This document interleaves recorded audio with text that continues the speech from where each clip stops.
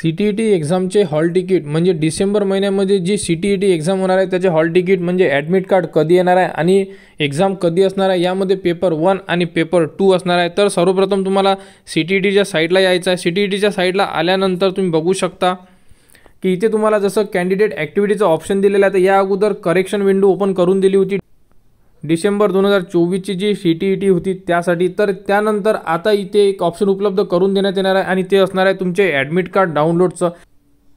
तर admit card download करण्यासाठी तुम्हाला एक रजिस्ट्रेशन नंबर लागणार आहे आणि त्यानंतर तुमची डेट ऑफ बर्थ लागणार आहे, त्यानुसार तुम्ही तुमची हॉल तिकीट डाउनलोड करू शकता।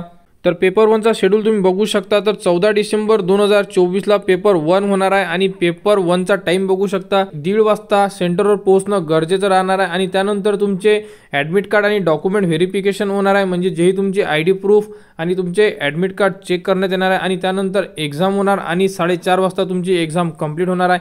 हा असणार आहे पेपर 1चा टाइम टेबल।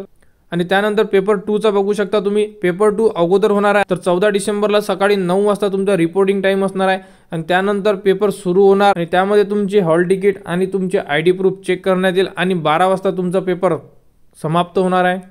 तर अशा प्रकारे पेपर 1 आणि पेपर 2चा हा एक टाइम टेबल देण्यात आलेला आहे। तर हॉल तिकीट उपलब्ध झाल्यानंतर हॉल तिकीट तुमची 7 दिवस अगोदर ही उपलब्ध करून देण्यात येणार आहे आणि हॉल तिकीट उपलब्ध झाली की कशी डाउनलोड करायची याबद्दलचा प्रॉपर व्हिडिओ तुम्हाला आपल्या YouTube चॅनलवर उपलब्ध करून देण्यात येणार आहे। त्यासाठी आपल्या चॅनलला सबस्क्राइब करा व हा व्हिडिओ इतरांपर्यंत शेअर करा।